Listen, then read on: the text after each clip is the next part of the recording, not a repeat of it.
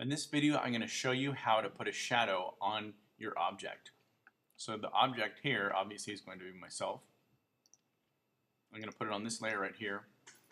I've also made a blurred version of myself, but I'm just going to be using this layer to make my shadow. What I want to do is I go to my FX and I'm going to put a drop shadow on it. And I'm just going to go OK. Now I need to go over here and right click. If you need to, it might be control click, but right click and then create layer. And you'll see that right below it made a layer. That's my drop shadow right there. So with that, I can move it. If I go to my move tool, now on that layer, I can move it around a little bit. Now, depending upon the situation in which you took your photograph, you may have a strong shadow or not much of a shadow. When we take a look at this picture, we can see over here that there's a very strong shadow. The sunlight is coming from the right, and there's quite a heavy shadow, and it's being cast towards the left. So what I'm going to do with my drop shadow is go to Edit, Transform, and Distort. Now I can grab the edges of my drop shadow and drag it into the position in which it would be. Oh, let me do that again.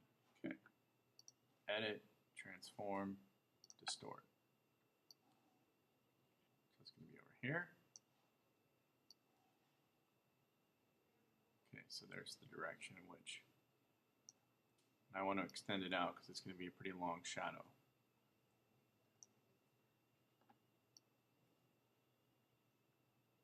Okay, so that's what it's going to look like.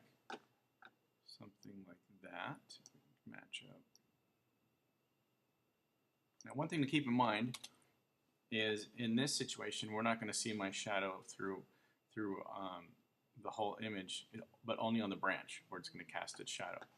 Now, first, I'm going to bring the opacity of my drop shadow down because the shadow isn't going to be. I'm going to make it look.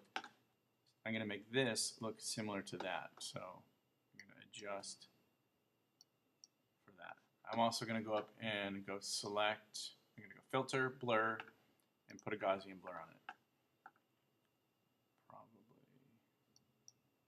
so the edge looks similar to some of the other shadows. So I'm putting my Gaussian blur. Then I'm going to go to the drop shadow, my shadow layer, and put a mask on it. I'm going to go to my brush,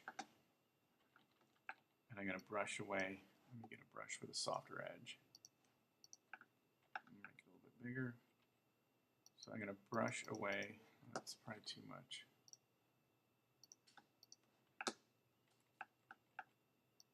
The areas of where the shadow wouldn't show up. So it's only going to be showing on that branch and not these other parts. So probably want to go back and add some of the shadow along here. So you can see that's how you add your shadow, and depending on where your shadow is going to lie, that's how you're going to need to distort it.